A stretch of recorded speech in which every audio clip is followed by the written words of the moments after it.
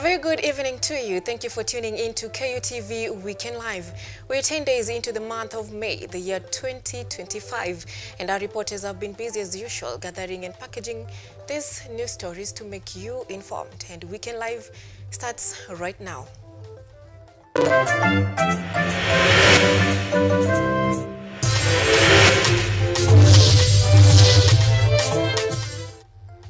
This is Weekend Live with Ochieng, Cynthia.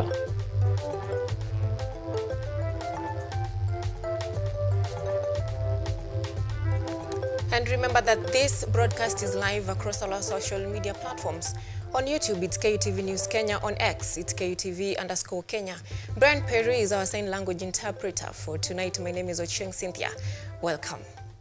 Now, opposition leaders led by Kalonzo Musyoka have opposed the nomination of new IEBC chairperson and commissioners, claiming they were not involved in the selection process. Kalonzo alleges that his effort to be included in the selection process were ignored by President Ruto and Raila Odinga. However, Kalonzo has expressed confidence that, stating he will defeat President William Ruto in the 2027 election, even if he appoints himself as the IEBC chairman. Dunia si yako, ni ya Mungu. Meona vile William Ruto amechagua majina ambayo amepeleka kwa bunge ili waidhinishwe kama makamishna mpya wa tume ya uchaguzi. Huwezi kuwa wewe ni mchezaji na unachagua wewe referee yako. Haiwezekani.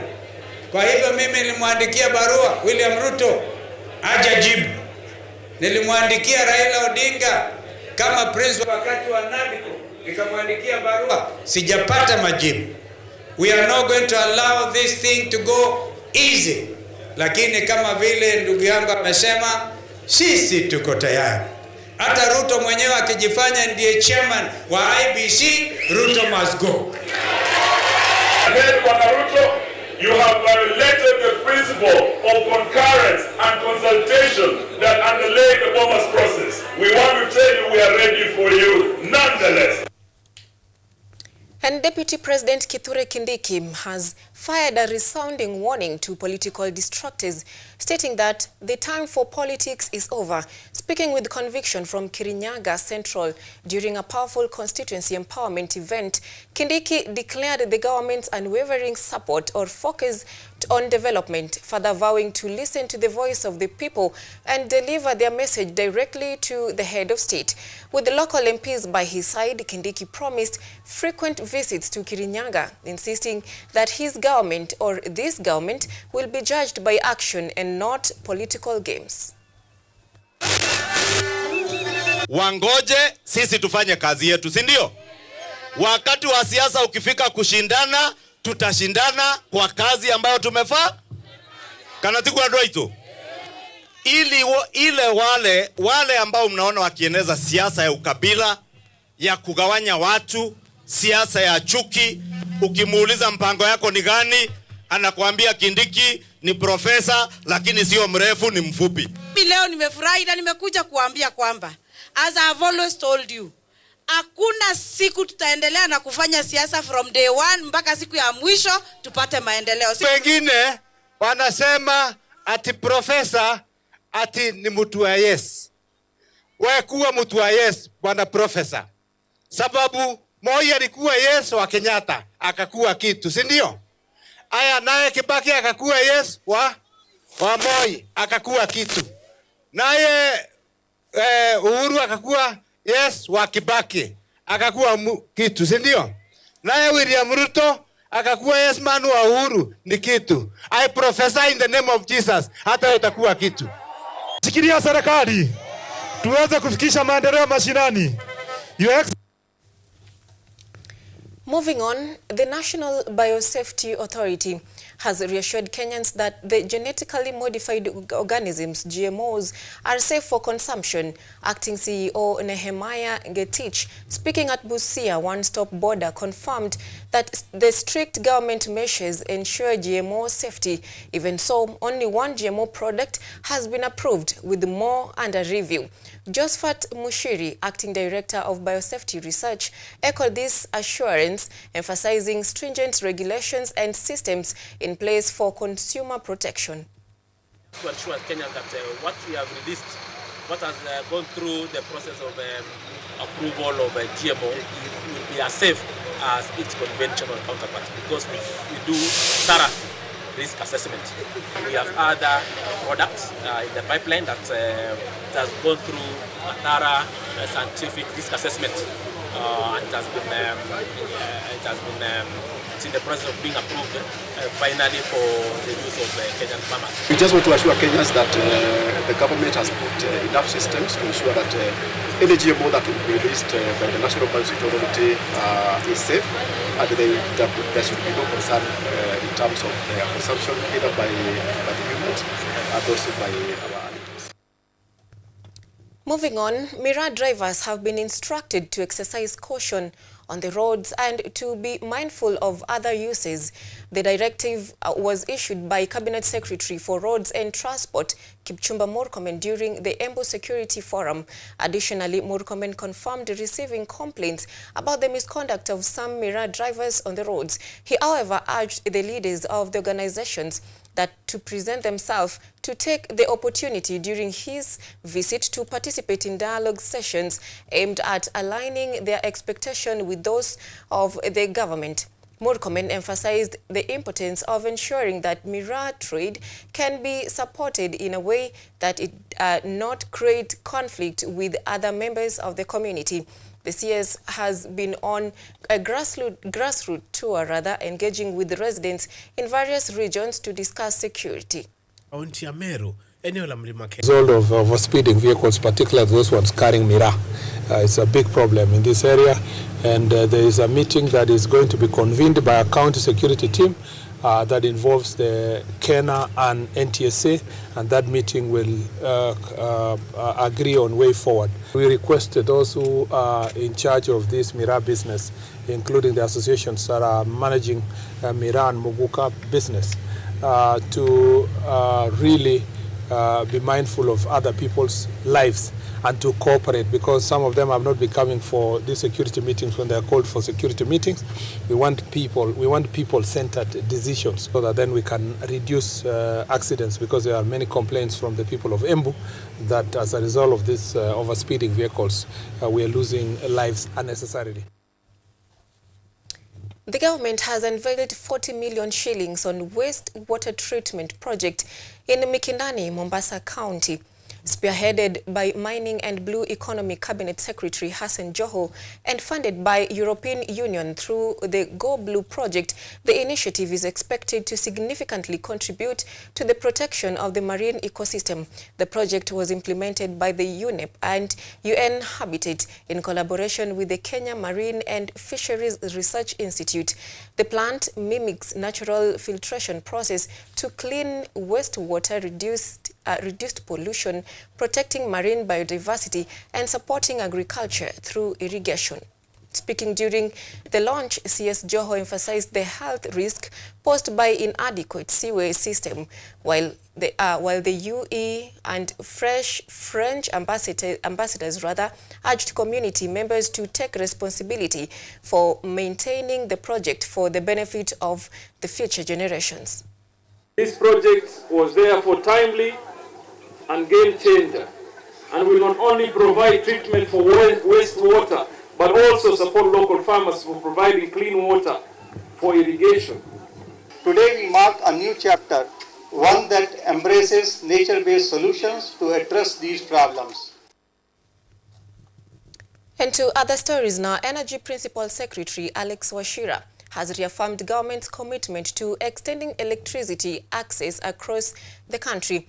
The funding, which Estates is part of Ambassador 42 billion shillings last mile electricity program is aimed at delivering affordable power to underserved communities. The Chief Executive Officer of the Rural Electrification and Renewable Energy Corporation, Dr. Ross Mkalama, has urged residents to protect the newly installed transformers, noting their vulnerability to vandalism. She also warned the community against individuals demanding payment for electricity connections, emphasizing that the government is offering the services at no cost. 119 million shillings. In the entire Mount Kenya region, we have about 10.3 billion shillings for last mile connectivity. And countrywide, we are running a program of about 42 billion shillings. And that is meant to accelerate connectivity and ensure that we get to 100% connectivity of power by the year 2030. We have agreed with PS. We move to all areas that have never received energy or power in their villages, and that's why PS have come from Nairobi to the grassroots. If you check, this is the rural area of Thika Town constituency, and we are here in the middle of this village to make sure that every Kenyan has lighting in their own homes. Jambo la kwanza, tafadhali tutunze hizi nyaya za stima. Hii mali ambayo tunawekea hapa ni mali yenu. Transformer isiharibiwe ni wananchi. Ukiona mtu anaharibu transformer, ni moja tuko na security agencies wengi sana. Tafadhali pigeni ripoti kwa polisi. Tukiunganishia mtu stima, labda pia pesa kuambia hatuambii mtu alipe pesa yote. We are collecting for free. Hii kijiji itabandilizwa na hii stima, sababu wakati tunapita tulikuwa tunaona sita sana. Hii ni mtu iko hapa, tulikuwa tunakopa kiboko. Ukikutana naye hapa kwa njia kama iko giza uioni. Lakini kukiwa kuko na stima, hakuna kitu tutakuwa tukiokopa sababu tu kwa mwangaza. And at that point, Weekend Live is taking its very first commercial break. We'll be back with more.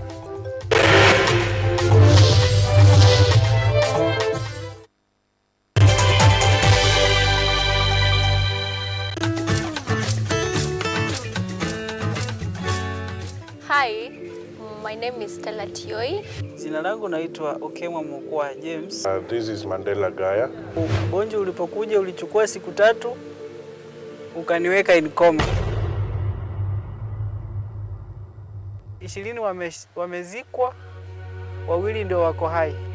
I don't even know how it feels to see. I feel like I cannot express myself well the way somebody who can walk can actually express themselves. Ilichukua muda mwingi mrefu tena mpana ili kuikubali kwamba mimi siwezi tembea tena. I've come to actually accept myself. Ukijaribu kumsimamisha mtu umwambie tafadhali nionyeshe njia, they find it quite strange talking to you. We should just make schools integrated, inclusive setups, by providing the right facilities.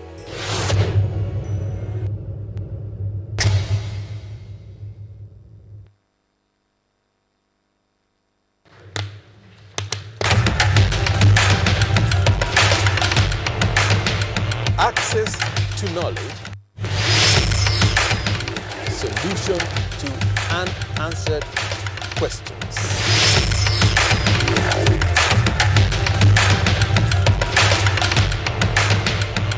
Guidelines to pursuing your rights and repossessing your property, intellectual or material. This and more only on Law Matters.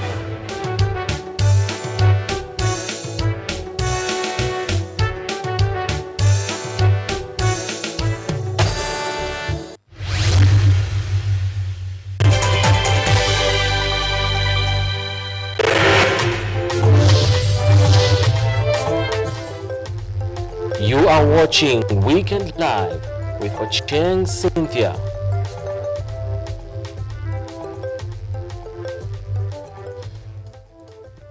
Welcome back. Now, in a society where gender is often strictly defined, children born as intersex individuals are facing stigma, neglect and silence. In Busia County, disturbing reports reveal a growing number of these children being abandoned or hidden away by their families.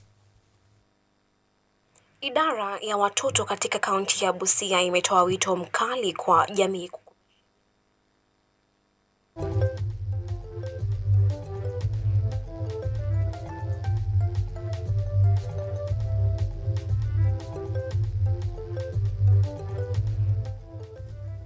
Apologies for that now. An order to close the deadly quarry at Muyeye Village, Malindi Sub-County in Kilifi County, a directive has been issued by the government through the Kenya Roads Board, a chairperson Aisha Jumwa, that all stone mining activities should come to an end until further directives have been issued.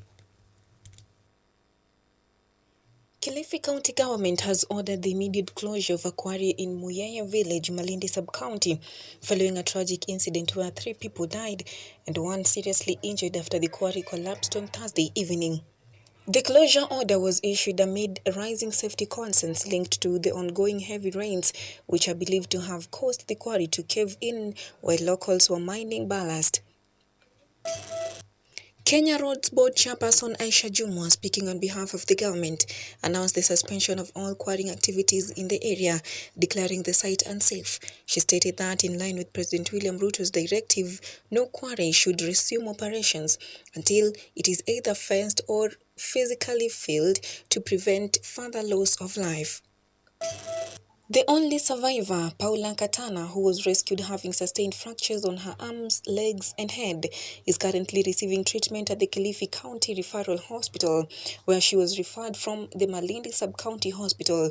Paula explained that the quarry collapse was caused by the ongoing heavy rains that blocked the front part of the quarry, and as they tried to escape, they were trapped inside.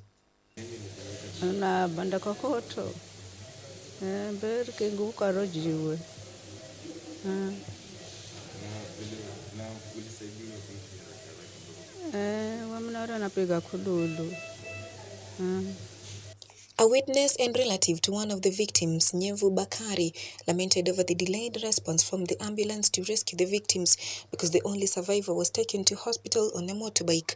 However, she thanked the Kilifi County government for its contributing aid to all the victims. Sasa walipoingia waliingia watu 4 wakachokora kwa vile kulikuwa kumenyesha mvua, ile jio likawaangukia. Sasa ule msaada wa kwa huyu hakupatikana, kwa yuko ndani sana, akaanza kupiga zile kelele, akaanza kutolewa. Alipotolewa akawa amepata majeraha. Halafu wale wengine ndio walipokuwa wametolewa walikuwa washaga. Halafu akapata msaada wa pikipiki. Yule ambulance ilikuwa sijakuja, akapelekwa general. Alipopelekwa general ndo akaanza matibabu emergency, mpaka ndo tukafikia huku. Akaunti ilikuja, ikaja ikatusimamia mpaka saa hii, tunashukuru. Mungu awabariki.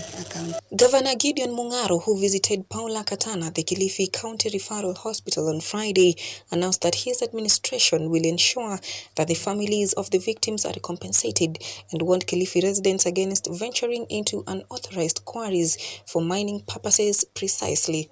Na nataka kuchukua nafasi hii niwapatie familia ya wale walipoteza maisha yao rambe zangu za dhati, na tunaombea wale ambao wameumia pia afueni haraka, na tayari timu ya county sasa iko kwa ground. Tunahakikisha tumeangalia wale walioathirika, pia department ya disaster itahakikisha imewapatia chakula na yale mahitaji mengine ambayo yanahitajika. Watu wa counseling wako Malindi hospitali sasa wanafanya hiyo kazi, na tumesema kwamba watu wajitahadhari kuingia katika hizi mashimo hasa wakati wa mvua, na tumefanya mikutano mbeleni tukasema athari ya hiyo mahali kwamba watu waondoke hapo, lakini watu, unajua watu wana kaidi mpaka majanga yafanyike.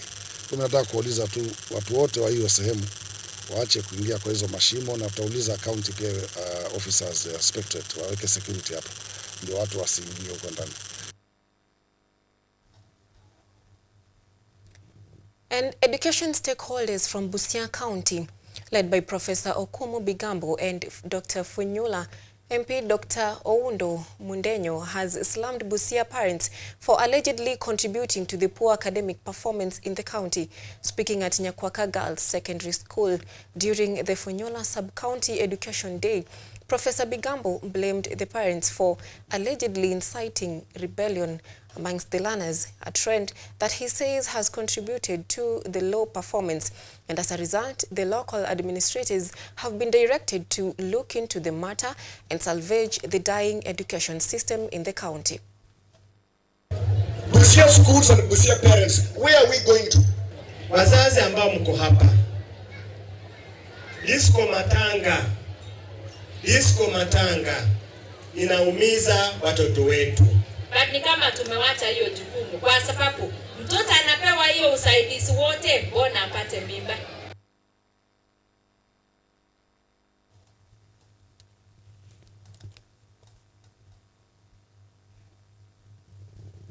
Yes, and now for the only segment where politics creates reality, moonwalks, and satire does the heavy lifting.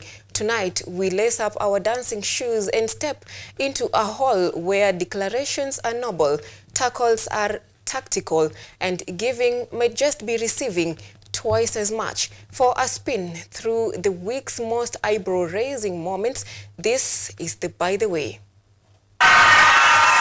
It is Saturday, by the way, your weekly political satire where truth tangos with the absurd. Watoto wa university wanasoma ama amekuwa nyumbani. Rais mwenyewe pia hapo form 3 saa hii. Kwani unataka kupima mtoto ya form 3? Wacha yeye amalize form 4, afanye mtihani, tuone kama amepita mtihani, aende university ama namna gani. My fear is a little deeper than that. And as the grand political dance picked up tempo, I pray, I prostrate before the Lord. Some partners started looking around. And let's just say, not everyone liked what they saw. Kwa sababu hata ukiangalia kwa Biblia kwa kitabu ya Luke, nimeangalia rais wetu ule wa zamani, Rais Uhuru Kenyatta. Si tuangalie pale tunaenda jamani. Why are we getting obsessed with the former head of state? Akiongea, akisneeze, sote tunaanza kuripuka. Na ni kama sijui ni kama nini. Eyes darted, feet shuffled, and then hii rais wa zamani akisema anapenda vijana, ule ndio unafisi ambaye inafanya Yesu awezi akarudi saa hii mpaka ule mzee ya zamani Uhuru Kenyatta abadilishe mawazo yako. Kama kichwa yako inaongozwa na fitina, hiyo fitina utakujikuta inakukura wewe mwenyewe. Wewe mwenyewe jiangalie mwenyewe. One bold figure stepped forward with a declaration. Sisi kama serikali tumekubali kwamba we can be lectured by anybody from everywhere. Kwa nini? Kwa sababu hii si kitu ambayo wewe ndio unapatiana. Ni sisi wa Kenya wote tulikubaliana. Uzuri unapatikana kwenye serikali. For the vulnerable no less. Ili tubadilishe formula ambayo serikali inatumia kupatia pesa ya wazee, iitwe vulnerability bill. Pole Kiswahili imenilemea kidogo. Yes. Na tuweke pale takwimu ambayo serikali itaangalia kujua huyu anahitaji kupewa pesa ya serikali na huyu hahitaji. Viatu itaendelea kutoka kwa miguu ya watu na uone ikitembea kwa hewa ovyo ovyo. How noble. Applause everyone. Kwa sababu unaweza kuwa na miaka 60 lakini wewe baba yako ni mjumbe, kijana yako ni mjumbe, haufai kupata hiyo pesa. Hiyo kitu utaona ikitoka kwa sababu it is the level of frustrations that Kenyans are going through, and then wewe unaenda kuambia maneno matope. Inasema ya kwamba Luke 6:38 that give and it shall be given to you in abundance, it will multiply and it will flow. But wait, I may have spoken too soon. Kama uko na miaka 30, wewe ni mama uko na miaka 50, wewe ni mzee uko na miaka 40, hijafika 60, lakini kwa sababu ya uchumi mbaya ukiangalia ukitembea unakaa kama mtu ya miaka 85, Tukasema wazee kama hao waongeze kwa ile program ya cash transfer, wapatiwe pesa ya serikali. Because just as the generosity parade began, he had a little saying, giving is receiving. Please call your people and sit with them. And just like that, he sprinted towards the multiplier, not the kind in math. It's a national duty. It's a patriotic duty. It's an act of heroic restoration. Not the kind in math class, but the kind that multiplies your chances of being remembered at the ballot box. Safari ya kesho hupangwa leo. Na watu ni kama wameanza siasa mapema. Tumesoma maandiko matakatifu yamesema kila kitu iko na msimu yake. All those of a similar opinion had one thing in common. They had eyes. Tafadhali chukua hayo, wewe enda nyumbani, umekaa umeshindwa na kazi. Kuna shetani imetokezea. Meanwhile, football made a surprise appearance in the arena. Wanasongesha goalpost. Simweke goalpost penye ilikuwa tufunge bao na tumalize game mapema. And the tackles, they were swift, strategic, and occasionally below the belt.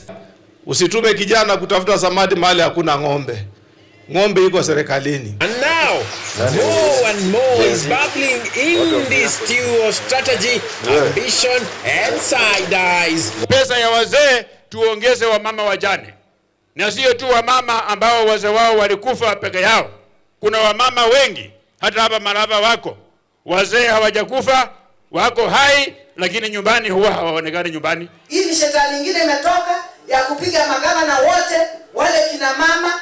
Hii ni shetani. Watambuliwe kama wajane na wasaidiwe kwa pesa ya serikali ya kusonga mbele. Yes, this political dance of wits and plans may just leave your mouth wide open. Oscar Sudi angekuja hapa sote wa mama, isipotosha tena nirudi tena ama namna gani? Si namna hiyo jamani. Bila tunatoa matamshi sio ya kwamba pengine waziri yule ama yule mwingine tunamkemea. Tunasema kwa sababu ni ukweli.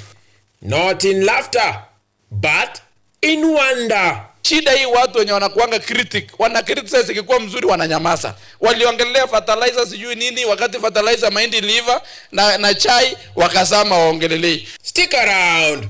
You haven't seen anything yet. President mwenyako ni His Excellency Daktari William Samoei Ruto. Uende juu, uende chini, that is the reality. Now you cannot live in a figment of imagination. Harun. Niweke kibao hapa inasoma men at work hapa nyuma ya mgongo hapa. Ndio hao watu waelewe tuko serious. We don't have time. By the way, that we know in English there's a saying that says empty debbers make the most noise.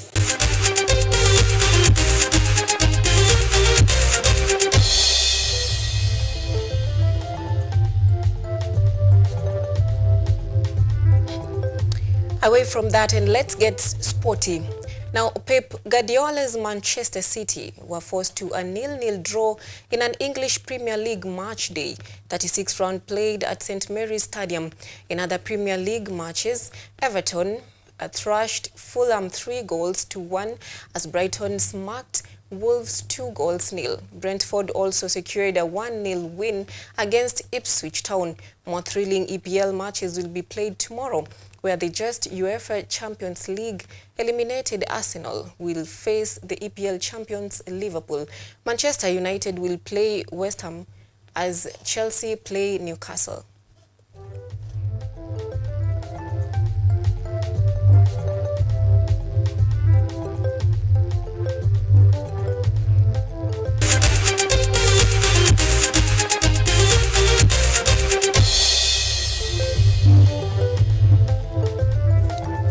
Thank you so much for your time, for that 30 or so minutes that you spent with us here at KUTV Weekend Live. On the interpretation side was Brian Peru. My name is Ochieng, Cynthia. Till next time, do have a lovely night.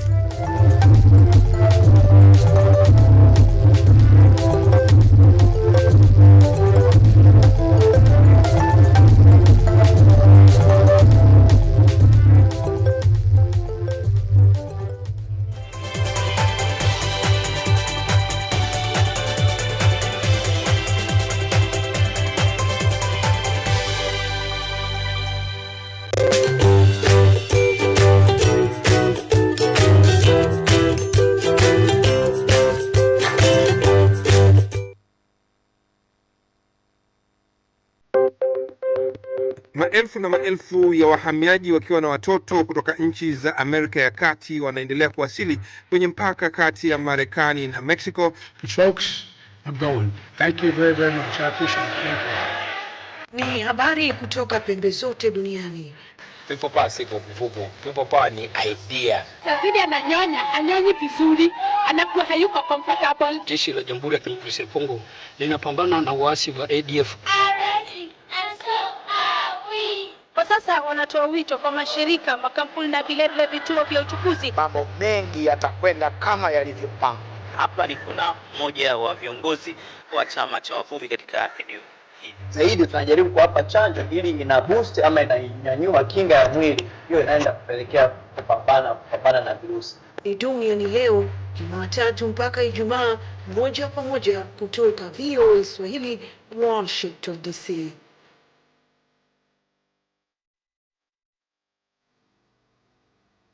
Are you an aspiring media practitioner, a graduate, or you just want to advance your skills in television production? Then welcome to Kenyatta University, where education meets innovation. KUTV, the premier university television station in Kenya, is now offering short courses in TV studio, field technical operations, and video editing. Through these courses, you will acquire hands-on skills on camera operations, media production, lighting techniques, audio-visual editing, and sound and visual control, and how to operate key equipment in modern TV control room. Enroll today at KUTV and discover your